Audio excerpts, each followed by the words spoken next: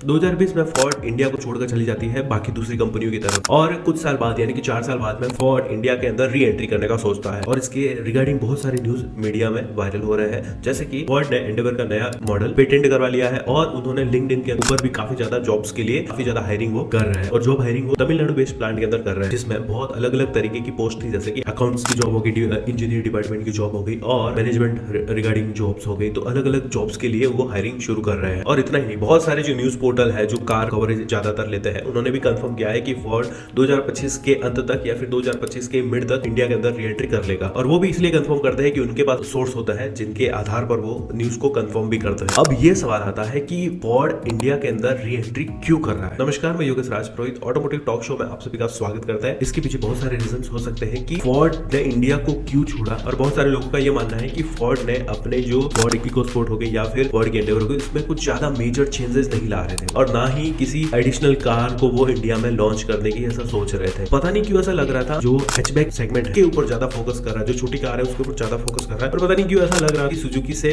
लड़ने की कोशिश कर रहा है। अब इसके पीछे एक और बड़ा रीजन जिसकी वजह से फोर्ड इंडिया छोड़कर जाने लगी, इसके पीछे एक और रीजन हो सकता है कि फोर्ड ने अपना नया एक प्लांट बनाने का सोचा और उन्होंने सोचा कि क्यों ना एक नया प्लांट बनाया जाए ताकि आने वाले टाइम में इंडिया के अंदर ओवरऑल 7 to 8 मिलियन कार का सेल होने वाला है। तो वो मार्केट को देखकर, मार्केट को एनालिसिस करने के बाद में उन्होंने इसके आधार पर उनको ऐसा लगा कि क्यों ना एक नया प्लांट बनाया जाए जिसमें काफी ज्यादा प्रॉफिट भी होगा। ओवरऑल कॉस्ट उन्होंने एक बजट बनाया जिसका बजट थी ओवरऑल $1 बिलियन, जो कि काफी ज्यादा बड़ा अमाउंट है। प्लांट बनाना शुरू किया और उन्होंने उसको रेडी भी किया। अब इसको बनाते बनाते ना काफी ज्यादा वो पैसे खर्च करने लगे, बहुत सारी महंगी मशीनरी भी उसमें इंस्टॉल करवाई। अब ये जो खर्चा है वो इतना बढ़ रहा था कि उसकी सेल कम हो रही थी और उनके खर्चे निरंतर बढ़ रहे थे, जिसकी वजह से उनको ओवर द पीरियड $2 बिलियन का नुकसान झेलना पड़ा। ये भी एक बड़ा रीजन हो सकता है कि उन्होंने इंडिया छोड़ा हो। अब इतना बड़ा लॉस हुआ है तो उस लॉस को कम करने के लिए कुछ तो करना पड़ेगा। तो उन्होंने जैसे उनको मौका मिला ना, तो उन्होंने सानन का जो प्लांट था टाटा को बेच दिया, वो भी 750 करोड़ रुपए में। बड़ा सा हेडेक जो था ऑलमोस्ट कम हो चुका था क्योंकि उसका जो खर्चा था वो काफी ज्यादा था। अब इतनी सारी खर्चे को कम करने के लिए कुछ तो करना पड़ेगा, वो भी रीजन हो सकता है कि उन्होंने वो बेच दिया। अब टाटा को लगता है कि उनको कम दामों में एक महल मिल गया और फोर्ड को ऐसा लगता है कि उनके खर्चे एटलीस्ट ज्यादा बनी पड़े, इसके लिए उन्होंने जितने दाम में आया उन्होंने वो सब बेच दिया। अब जब वो पूरी तरीके से भारत से निकल चुकी थी तो उन्होंने सोचा कि जो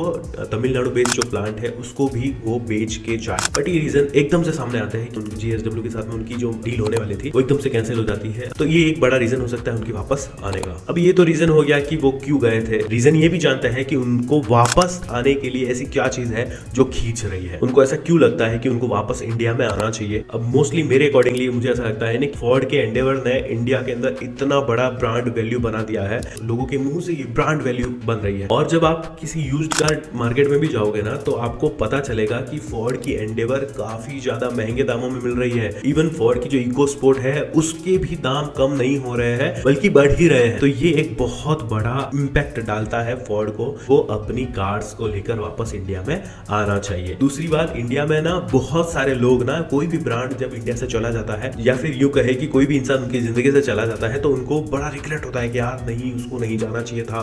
तो ये बहुत सारी चीजें वो अक्सर भारतीय लोगों के साथ में ऐसा होता है। अब चाहे वो गाड़ी हो या कोई इंसान हो, लोग अक्सर ये सोचते हैं कि इसको नहीं जाना चाहिए था और जाने के बाद में काफी ज्यादा सर पिटते हैं कि यार ये नहीं होना चाहिए। ठीक वैसे ही हुआ फोर्ड एंडेवर और इको स्पोर्ट के साथ में कि जब वो चली गई तब मार्केट में उसकी काफी ज्यादा वाहवाही होने लगी, तारीफ होने लगी कि यार नहीं जाना चाहिए था और इंडिया में उसको रहना चाहिए था। तो ये एक रीजन है कि उनकी जो ब्रांड वैल्यू है वो अभी भी काफी ज्यादा स्ट्रॉन्ग है। और दूसरा रीजन ये हो सकता है कि जो फोर्ड एंडेवर का जो सेगमेंट था जिसमें एक्सिस्टिंग कार फोर्ड एंडेवर और टोयोटा की फॉर्च्यूनर ही थी, ठीक है, दूसरी और कार इंडिया में हाल फिलहाल ऐसी कोई गाड़ी दिखती नहीं है जो इसी बड़ी भौकाल मचाने वाली गाड़ियों को टक्कर दे सके। फोर्ड एंडेवर मार्केट से चली गई तो मार्केट का पूरा जो मोनोपोली है वो टोयोटा फॉर्च्यूनर के पास आ गया। और टोयोटा फॉर्च्यूनर एक ऐसा सेगमेंट है जिस सेगमेंट में टोयोटा फॉर्च्यूनर अकेली बिकती है और वो बिकेगी क्योंकि उसका एक अलग से रुतबा है। और फोर्ड एंडेवर एक ऐसी मात्र गाड़ी थी जो टोयोटा फॉर्च्यूनर को बहुत तकड़ी टक्कर दे रही थी। और फोर्ड वालों को भी पता है कि अगर उनको मार्केट में आना है तो फोर्ड एंडेवर का ही फॉर्च्यूनर को मुकाबला करना है। तो इसकी वजह से वो हो सकता है कि इंडियन मार्केट में री एंट्री कर सके। लोगों द्वारा ये भी कहा जा रहा है कि 2024 के अंदर आपको इंडियन सड़कों के अंदर जो सीवी मॉडल रहेगा फोर्ड एंडेवर का वो दिखने लगेगा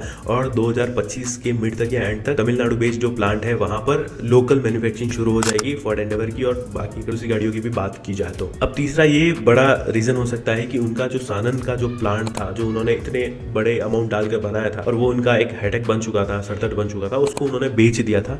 तो उनके जो एग्जिस्टिंग खर्चे थे वो एकदम बंद हो गए। ठीक है, अब जब खर्चे बंद हो गए हैं तो उनको बात यही आएगी कि क्यों ना वापस से चेन्नई प्लांट के अंदर वापस जाया जाए और वहां से नई गाड़ियां प्रोड्यूस की जाए और वहां से प्रॉफिट कमाया जाए, पैसे कमाया जाए और मार्केट के अंदर अपनी मोनोपोली चलाई जाए। मुझे ऐसा पर्सनली लगता है कि ये मेन वजह हो सकती है। इतना बड़ा खर्चा चला गया है तो क्यों ना प्रॉफिट कमाने के अंदर ध्यान दें और जो खर्चा उन्होंने किया है, $2 बिलियन का उनको लॉस हुआ है, उसको कम किया जा सके या उसको खत्म करने के लिए वो वापस इंडिया में आएगी। तो इसी वजह से इंडिया के अंदर वापस से आने का ये प्लान बना सकती है। और मुझे ऐसा लगता है कि ना फोर्ड एंडेवर के साथ साथ में उनको ऐसी गाड़ियों को वापस से इंडिया में इंट्रोड्यूस करना चाहिए जो कि XUV 700 का सेगमेंट हो गया या फिर Hyundai क्रेटा हो गई या सेल्टोस हो गई, उसके सेगमेंट में भी ऐसी गाड़ियां लानी चाहिए थे जो कि उनको डोमिनेट कर सके, उनके मार्केट को डोमिनेट कर सके। इको स्पोर्ट्स तो है ही, क्योंकि उसकी जैसी गाड़ी मार्केट में अवेलेबल है ही नहीं, और इको स्पोर्ट्स में भी काफी ज्यादा चेंजेस अपग्रेड करने पड़ेंगे तब जाके वो इंडिया के अंदर अपनी वैल्यू वापस से खड़ी कर सकती है, बना सकती है। आप क्या सोचते हो इसके बारे में? अपने वैल्यूएबल कमेंट्स बताइए कि क्या फोर्ड एंडेवर इंडिया में आती है तो आपको कौन सी गाड़ी उसकी ज्यादा पसंद है, कौन सी गाड़ी आप खरीदना चाहोगे। होप सो आप सभी को ये वीडियो पसंद आएगा। पसंद आएगा वीडियो को लाइक शेयर सब्सक्राइब डेफिनेटली कीजिएगा कि इसकी हमें बहुत ज्यादा जरूरत है। Keep subscribe right safe.